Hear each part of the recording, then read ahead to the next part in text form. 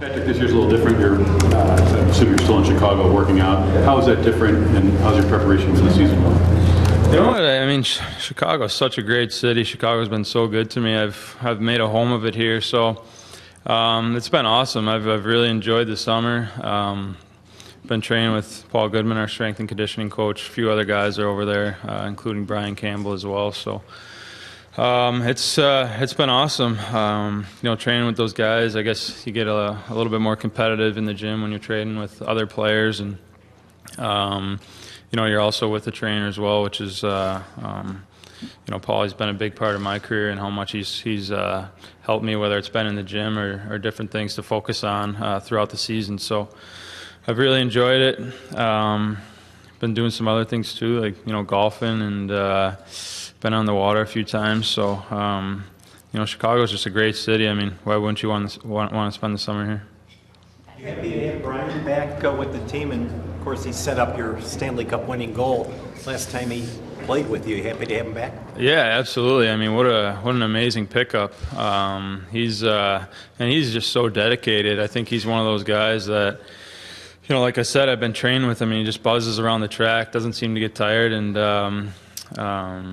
we know how well he can play hockey too. So he's a great pickup. I think that's one of the things maybe we missed a little bit last year, was that guy that could take some minutes away from Dunk, Siebes, and Hammer. So he should be able to fill that void. And you add another puck-moving defenseman. That's good for us forwards to catch the passes in stride and play the game we want to at full speed. So he's going to be fun to play with. He's always making good plays, always jumping into the play, wants to be part of the action. So great pickup, glad to have him. You'd rather be winning Stanley Cups, but do you think the extended summer vacation will help this team? You guys obviously had played a lot of hockey the 3 previous seasons. Yeah, I think so. I mean, obviously, if you look at that series against St. Louis, you could have said it went a bounce here, a bounce there, and maybe you end up advancing, and who knows what happens in the next rounds. But it didn't work out that way. It was a great series. I think if there's one positive from last year, maybe you're thinking it's the rest that we get heading into next season, and trying to get back to where we were the years previous. But it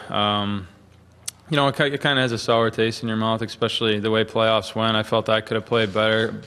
Maybe could have been a bigger part of some games and taken over some games. But I guess it gives you a little extra motivation heading into next season too. Terrifying to trades this offseason. They provided a lot of support for you guys up front. Do you feel any extra pressure going into next year to keep scoring or keep scoring at the pace you are when those guys are not here anymore to help fill that out?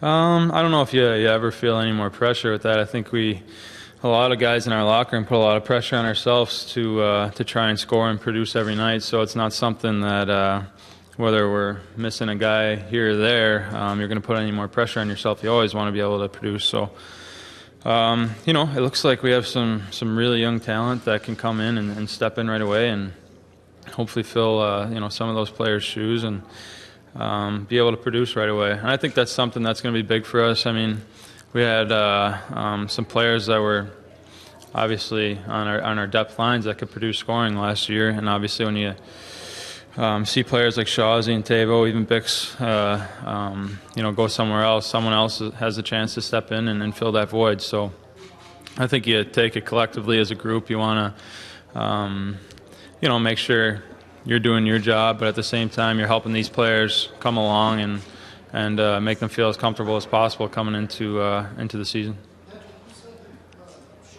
Tough guy to replace when we last talked to you in April.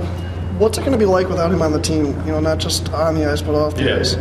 Yeah, I mean, just he was one of my best friends on the team, so obviously I'll miss him. But he's one of those guys that got along with anyone. He was,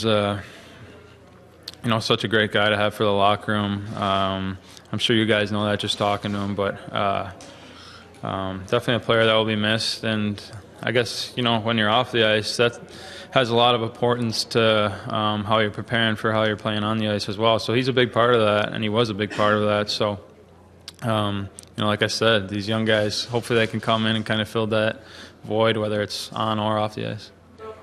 Yeah, so I won't be. I think it's my first year in a while. I won't be sitting next to him. I was next to him in the old locker room, next to him at the practice rink, and next to him in the new locker room too. So I always enjoyed that. I always make sure he kind of sat next to me so I could listen to him and hear what he had to say. So there's sometimes he kind of gets under your skin and you want him to shut up too. But he's a great kid. He'll be missed. How challenging is it to do this year in and year out, replacing players, especially ones that you get close to, especially ones that are important to the team? Yeah, I mean it's tough, but at the same time it's part of the business, right? I mean, I think we've been fortunate since 2010, not to be having to do this every year, but at the same time, that changes are going to have to be made, especially with you talk about the core players and players that are up for new contracts and raises and things like that. Those players deserve those raises and earned them. So at the same time, you look at our core group, you can say it's still there, it's still intact, and whether it's kind of filtering players in and out to help advance the lineup as much as possible. That's just part of the business. And you look at 2010, we had a couple years after that where we were trying to figure it out, and then after that we pretty much had a similar team from 2013 till up until last year. So you end up losing guys like Ladd and Bufflin and Niemi, guys like that, and you have players like Crawford and Saad and Shaw step up. Now those guys are gone, and you're looking for other players to step up now. How important is it, considering the deep playoff runs you've had, to be able to roll those four lines, especially for a top guy like you? I mean, you've got four lines coming off the bench. How much does that help you, or Dave's, or the other top guys to be fresh and at 100% when you go through 4 hours? Yeah, it's important. I think that's been a reason for our success the past little while, and even when we were winning those Stanley Cups, you could say we were a 4-line team. I think that's always been a strength of ours, and Joel definitely likes to have those 4 lines to be able to roll. As top players, you'll take as much ice time as you can get. I think we're always looking to play as much as possible, and even when we're not on the ice, we feel we could get a shift here or there. So if that's the case, I mean, we'll welcome going out there as much as possible. If we have 4 solid lines that are rotating at the time, that's when we've had some of our biggest winning streaks too. So that's important. Take 2 more. I know you were. Sorry. Preseason preparation and getting everyone ready and the whole month-long process there. Yeah, I mean, for the players going to the World Cup, I don't know if you can prepare any better for the season. I mean, you're playing at the highest level of competition. Players are rested coming in from the summer, and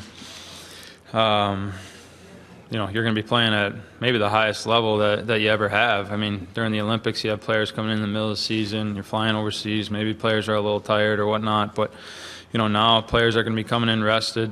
Teams are going to be, as prepared as possible. And it's going to be fun for us. I think it'll be a little bit different probably for, players that aren't heading to the World Cup to not have a full team at training camp. But, every team's going through the same thing. So I guess there's really no excuses for it.